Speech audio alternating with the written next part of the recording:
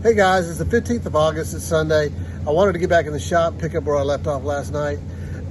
We were trying to install the engine, and I learned a lesson last night that you can actually change the side of your motor mounts, and you can move the engine forward or back about 3/4 of an inch just by swapping the brackets from side to side. The reason why I brought this up, I had an issue with the rear overdrive mounting plate. So when I had the engine in place, I was about 3/4 of an inch off of my alignment holes. So I thought if I swapped the bracket around, I'd be able to gain that back. Well, it didn't happen. And many of you remember I bought this frame, it's a Harold frame. And so I got to looking at it, because no matter what I did, I wasn't lining up.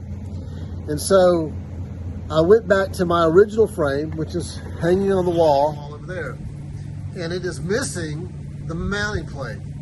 So in doing so, I thought I had already swapped the mounting plate from the original frame to this frame. And so when I went back and looked at the original frame, it was missing. Again, I'm trying to think, okay, I'll put it on here. But after swapping the brackets a couple of times last night, I realized that this mounting plate right here is powder coated, which means that this plate was actually on this frame because I had not powder coated it. So I said, something's not right, something's missing. So I went back into my bin of parts, and I discovered I had the original mounting bracket that I had built many years ago to handle this. So when I set this bracket in place, exactly where it goes, and if I come over here, I'm now 3/4 of an inch too far forward. So I've got to reverse the mounting brackets one more time, and I think I'll be aligned. So what I'm going to do first is I'm going to take this bracket,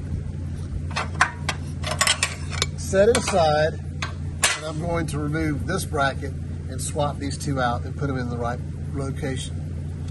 And so then I'm going to jack the engine back up, and I'm going to swap this bracket to the other side and that one to this side, and therefore move the engine back about 3/4 of an inch, and I should line up. So that's the plan for the day, and it's going to be the third time I've taken these engine mounting plates off. So hopefully this will be the last time. So stick with me and we'll see what happens.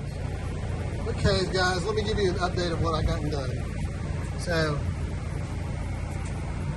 the original bracket that I made for this overdrive years ago is now in place. And once I changed out the front engine mounts, it just fell right into place exactly like it's supposed to be. And so I've got it back to normal. So the next thing I thought I would work on was I have this water pipe right here, the original water pipe, and as you can see, I've got some rusted out holes right here.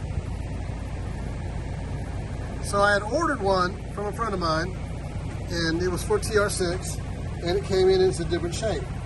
So I had to order one from Spit Bits, and I've got it in, and it's the correct shape. It looks very much like the original.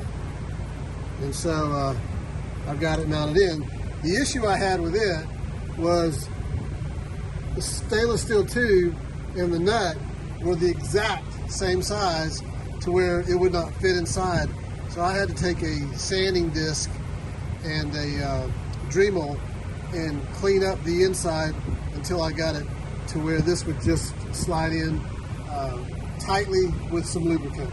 So I've got it Tefloned up, I've got it in place, and now it's nice and secure. So I can move on to the next thing, which was installing my exhaust. As I mentioned, I have this set of headers that I wanted to use, but they're not going to work at all. And so here's my exhaust. I have a sports exhaust I'm going to put on here. And so what I'm going to end up doing is going back and using the original exhaust manifold. And so what I'm going to do now is I've already wire brushed it and got it cleaned up. So I'm going to start coating it. And let me show you what I'm using. What I have here is some Eastwood high temperature factory gray paint. I've used this stuff a couple of times. It goes a long way.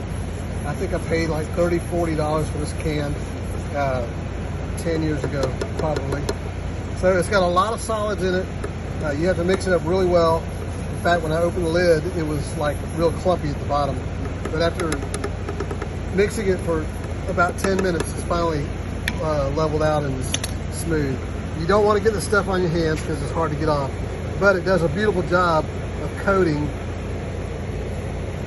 and giving a good factory look to the cast. And so you just spread it on and let it dry. And I've used this a couple times on different cars, and it lasts a very long time, and it will easily touch up as necessary. So if you're trying to keep your car looking nice and clean and fresh, this quick touch up with this stuff right here, and that solves the issue.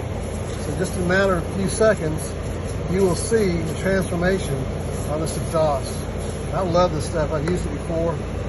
Like I say, a couple times. This can has lasted me a very, very long time, and I don't even know. I can only guess. But as it dries out, it has a great, great look. This looks like a new cast steel. So you want to make sure you get in all the crooks, nooks and crannies. Be very liberal with it.